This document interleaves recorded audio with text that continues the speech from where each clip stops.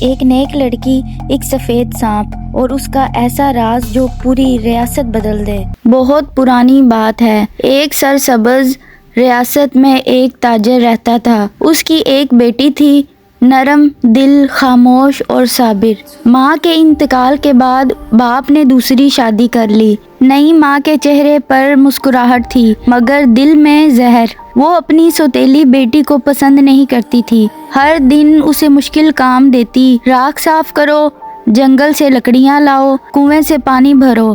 لڑکی خاموشی سے سب سہتی رہی۔ ایک دن سوتیلی ماں نے کہا، اگر تم واقعی نیک ہو تو آج جنگل کے سب سے اندھیرے حصے سے نایاب جڑی بوٹی لے کر آؤ، ورنہ واپس مت آنا۔ جنگل خوفناک تھا، درخت سرگوشیاں کر رہے تھے، ہوا چیخ رہی تھی۔ اچانک جھاڑیوں میں سے ایک سفید سانپ نکلا، اس کی آنکھیں چاند جیسی چمک رہی تھیں۔ لڑکی ڈر گئی مگر بھاگی نہیں۔ سانپ بولا، ڈرو مت، میں تمہیں نقصان نہیں پہنچاؤں گا، تمہارے دل کی صفائی مجھے یہاں کھینچ کر لائی ہے۔ لڑکی حیران رہ گئی، تم بول سکتے ہو؟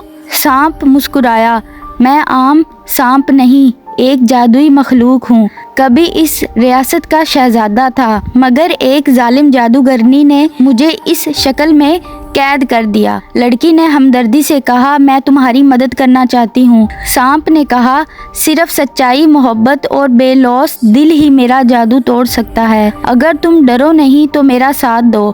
لڑکی نے بنا سوچے ہاں کر دی۔ اچانک جنگل میں روشنی پھیل گئی۔ سانپ ایک خوبصورت شہزادے میں بدل گیا۔ وہ بولا، تم نے میرا جادو توڑ دیا، تمہاری نیکی نے مجھے آزاد کر دیا۔ اسی لمحے سوتیلی ماں وہاں آ پہنچی، وہ سب دیکھ چکی تھی۔ اس کی آنکھوں میں لالچ چمکا۔ شہزادے، مجھ سے شادی کرو، میں تمہیں دولت دوں گی۔ شہزادہ مسکرایا، دولت نہیں، دل کی پاکیزگی قیمتی ہوتی ہے۔ زمین ہلنے لگی، ہوا تیز ہو گئی۔ سوتیلی ماں کے جھوٹ اور حسد کا جادو خود اسی پر پلٹ آیا۔ وہ چیختی رہی اور اندھیرے میں غائب ہو گئی۔ شہزادہ لڑکی کو محل لے گیا، پورا شہر خوشی سے جھوم اٹھا۔ چند دن بعد شادی ہوئی اور وہ سادہ سی سوتیلی بیٹی ریاست کی ملکہ بن گئی، مگر اس نے کبھی اپنی سادگی نہیں چھوڑی۔ وہ ہر غریب کا خیال رکھتی، ہر مظلوم کی مدد کرتی، کیونکہ اس نے سیکھ لیا تھا، ظلم وقتی ہوتا ہے مگر صبر اور نیکی ہمیشہ جیتتے ہیں۔